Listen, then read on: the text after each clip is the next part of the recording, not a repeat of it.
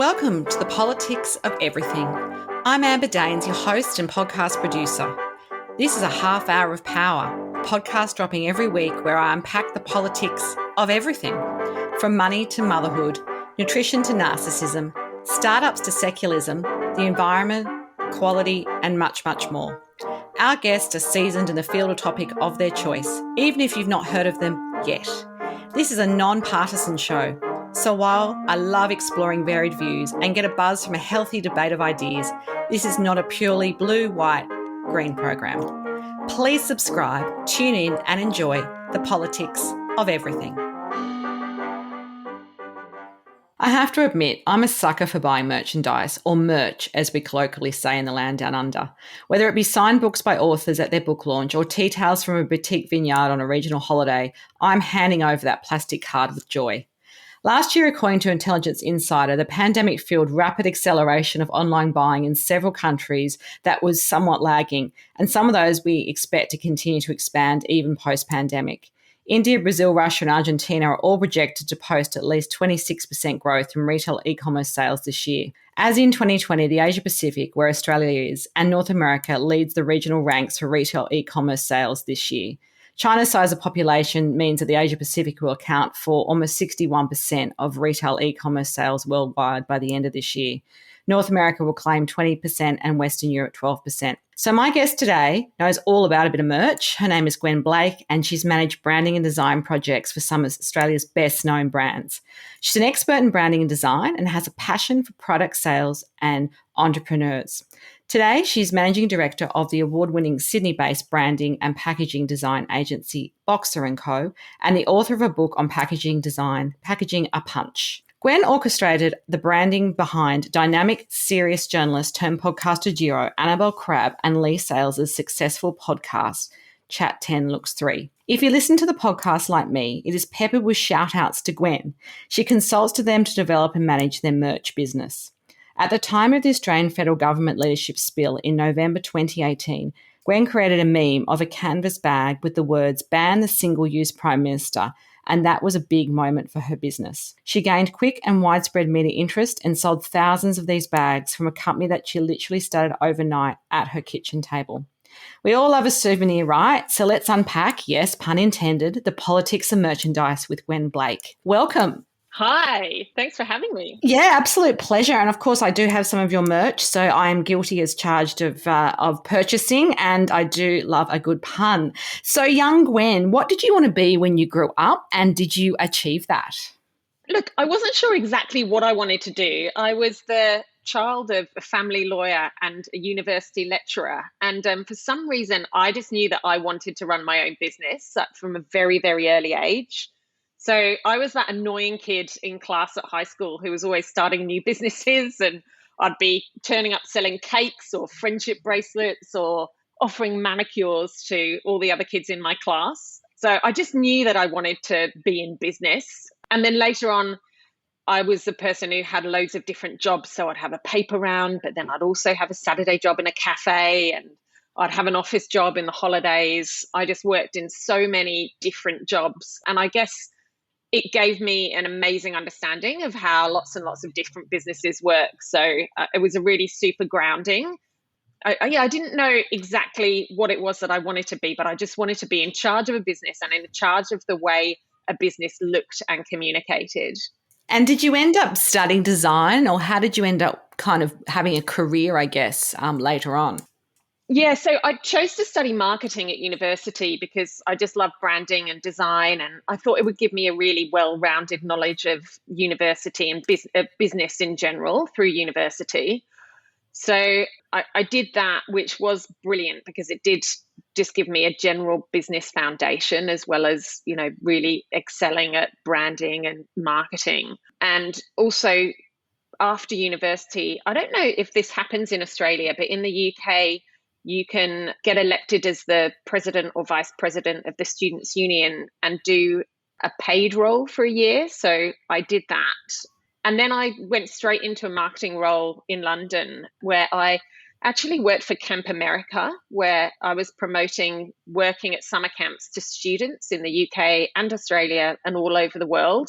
So that was my first marketing job. And I started a merch range while I was there. So got straight into it, making fleeces and T-shirts and baseball caps for the students who worked on the camps to help remember the greatest summer of their lives, I guess. Oh, that's excellent. That's such an interesting backstory. So in 2018, as I mentioned in the introduction, you became an internet sales sensation, which I was guilty of kind of getting sucked into. And I think that's where I first came across who you were, Gwen. With the ban the single-use Prime Minister tote bag, I even got the coffee cup. I was so devoted. In the wake of former Australian PM Malcolm Turnbull being sacked, and we'd had many years of rotating doors of leaders in this country, tell us how you came up with that idea and how it generated you those sort of tens of thousands of dollars in such a short time. So I was having a really rare, quiet weekend with my daughter. Normally I'm, terrible overscheduler and there's loads and loads of things going on, but my daughter was actually sick. So that's the only thing that'll keep me quiet and keep me on the sofa. And my husband and son had gone to Canberra for the weekend. And I had the TV on and was just absolutely gobsmacked to see what was unfolding, which was that we were apparently going to lose yet another prime minister. And I'd only been in Australia for about 10 years at that time, and we were already on like our fifth or sixth prime minister since I've been in Australia. So Annabelle Crabb is a very good friend of mine, and we just started pinging funny lines back and forth on text, just making jokes. And, suddenly I connected this story to another story, which I guess comes from my branding and packaging design agency, my kind of life within the supermarket world. And it had been a massive story that week about people giving checkout assistants a really hard time in Woolworths or Coles, and just how people weren't adjusting very well to the fact that we were trying to get rid of plastic single-use bags. And suddenly it just fell into place. And I was like, ban the single-use prime minister on a tote bag. That's hilarious. So I just, for fun, made it and shared it on Twitter and Facebook and Instagram. And it did start going viral. And I was just kind of laughing at how funny it was. But then people started saying, oh, I'm going to make a bag like that. Oh, yeah, I'm going to add one of those to my shop. And I was thinking, hang on a second, that's my idea. You're not going to do that. If anyone's going to do that, it's going to be me. And I actually had people coming over for dinner that night, but I just thought, I've got to get on with it. So whilst I was cooking dinner, I was also creating a logo, starting a business, setting up a shop. And I was like, don't mind me. And I'm literally like sourcing and designing bags and getting it all ready to go, so that by the time I was going to bed that night, I had a new business called Sans Sheriff, which was ready to start selling bags, and woke up in the morning and I think I'd sold 12. And I was like, oh, that's a shame because I've ordered 100. And then just kept on having to email the company who I'd ordered the bags from and just keep upping the quantities, and ended up selling thousands and thousands. And, as you said, it was like absolutely ridiculous in terms of media. I was in every newspaper and on television. It was just, I think it just captured the zeitgeist, and the feeling that people had. And all Australians love a joke. So it tapped into that. It was a crazy fun time. Absolutely. So gone are the days that merchandise is limited to, say, snow globes at tourist sites or T-shirts from concerts that we have attended, particularly after 2 years in a pandemic when no one's attended anything. Online sales is the thing. How quickly, in your experience, does an idea need to turn to merch? Obviously, you did that in a night, which is not always possible, I imagine, if you've got other commitments. And is there a shelf life in all items because of that fast media cycle, how quickly pop culture moves on now more than ever? What's your experience of this? Look, I don't think all merch has to be timeless, but I think the ones that people want to buy and want now and, want to buy in volume are the things that latch onto a joke that's really current.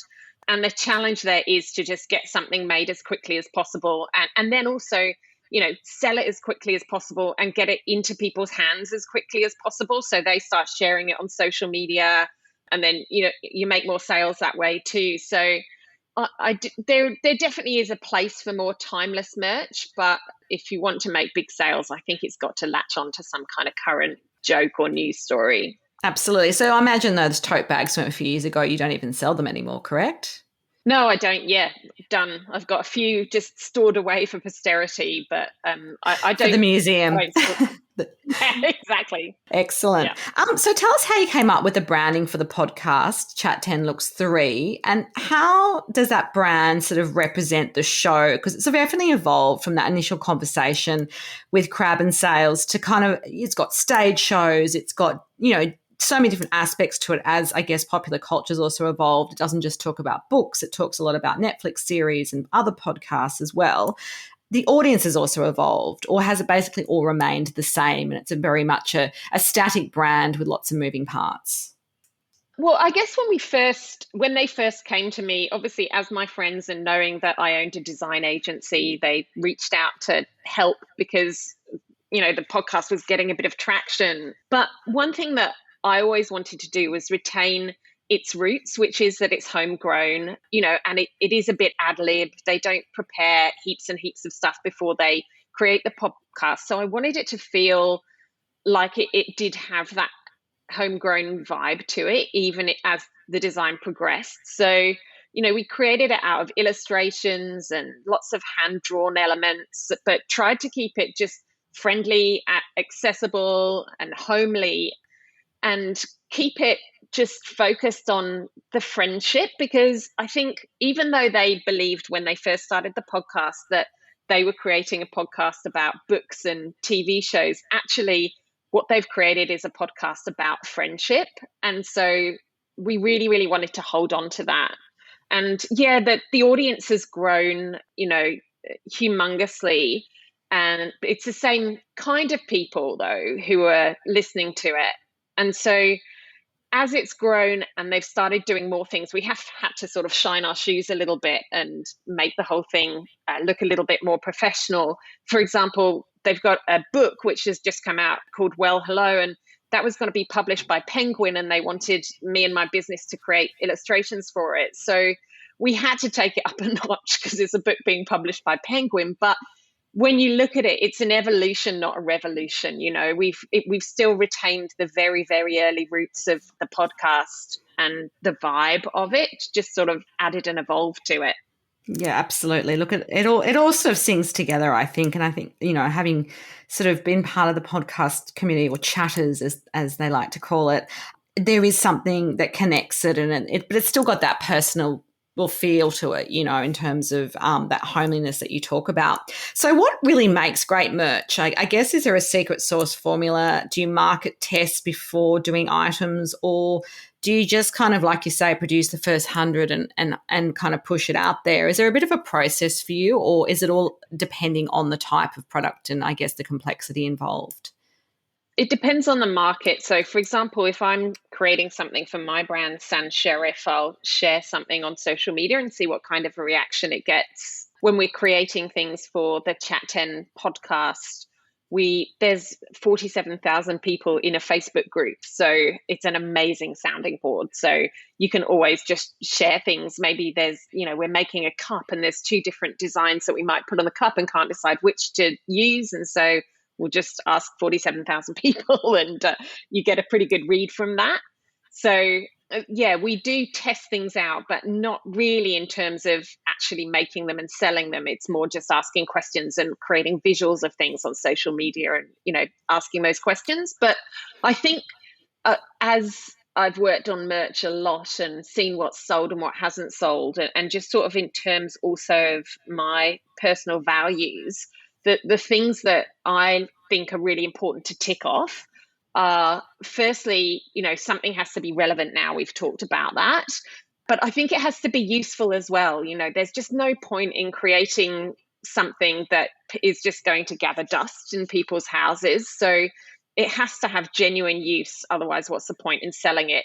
We don't want to create landfill. Hence tea towels and doormats and things, and coffee cups. Like, they're all things that we use every day. So, I mean, wow, we've sold hundreds and hundreds of doormats to people. But, I'm really hoping that these are people who needed new doormats and they aren't just buying it for the sake of buying it. And I don't think that the market would do that. But beeswax wraps, coffee cups, anything that has some kind of environmental criteria, I think is always really good. And I also just absolutely love to support someone who has their own small business, or at least someone local. And sometimes that's not always possible, but there's about 5 different things that I've listed as criteria there. And if you can always tick 3 or 4 of them, then I think you're going to be onto a winner with merchandise. And obviously, you've got to be able to do it at a price that's going to work for the market too. Absolutely, of course. That's got to be key.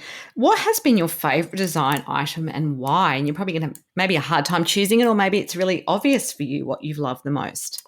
Yeah, well, we made this coffee cup which said high moral grounds on it. And it was just based on a joke that Crab made on the podcast. And then people started asking for it online. So rather like the ban the single-use Prime Minister bag, it was something that people were saying. There was Gwen, up all night. Everyone, lots of people tagged me and say, go on, Gwen, you got to do that. So, yeah, Crab had just made a joke about, how if you're sort of have more superior moral ground if you have a reusable coffee cup, and wouldn't it be funny to put high moral grounds because of the coffee pun with grounds on a coffee cup. And we just sold thousands of those things. And I guess it was another thing that, rather like the ban the single-use Prime Minister, it was just a crazy ride and really fun to do. And we sold thousands of them. But generally, I just like doing things that fill a need. So things like beeswax wraps that stop people from having to use, Glad wrap. That's brilliant. And they're branded, they're useful. And yeah, a doormat.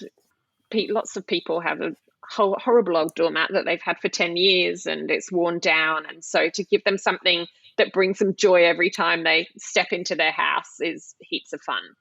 Absolutely. I'm looking forward to whatever's going to come up next, or whatever comes out of one of your clients' mouths that turns into your next item of merch. Changing tack a little bit, a lot of people have mentors along the way, either in their business or just through design or even other aspects of their personal life. Is there one or two that stand out for you, and what have they taught you?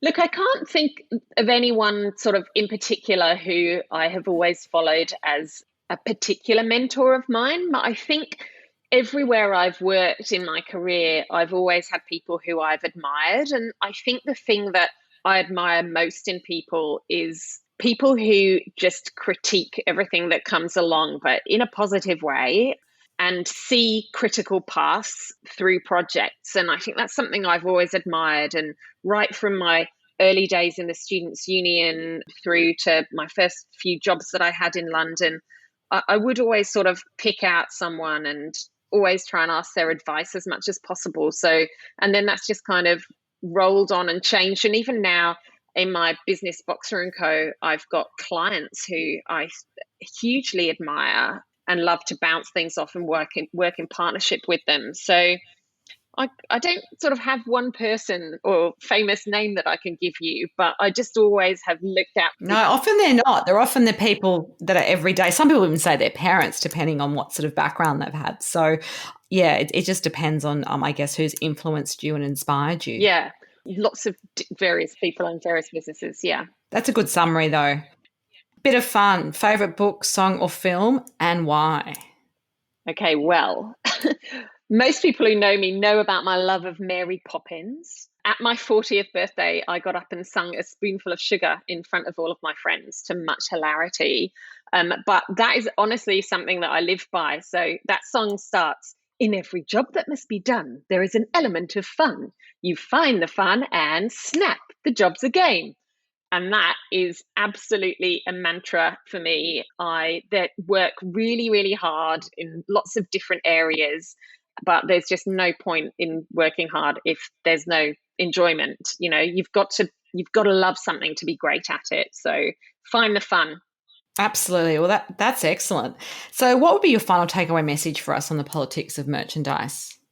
I guess the thing is, don't just slap a logo on something. Whenever you're looking for merchandise, they always say, here's where you put the brand or here's where you put the logo. It's got to be cleverer than that. It's got to be thought through harder than that. And don't even necessarily just go to merchandise companies, but look around for other partners that you can work with to create something that's really useful and helpful to people, as well as being a reminder of that podcast or that TV show or whatever it is that, you're associated with. Yeah, that's a really great bit of advice from someone who knows merch like nobody else. Well, Gwen, it's been an absolute pleasure to have you on the politics of everything. And if you do want to connect further with Gwen Blake and her business, there will be some details on the show notes. Until next time, take care. Thanks so much for listening today. If you've enjoyed the politics of everything, I thrive on your feedback. So please add a short review and share the podcast with your network through Apple, Spotify, and all the usual suspects. I'm always on the hunt for new and diverse guests, so if you or someone you know has a fresh idea you're busting to get out there, please email me at amber@amberdanes.com and my crew will get back to you very soon.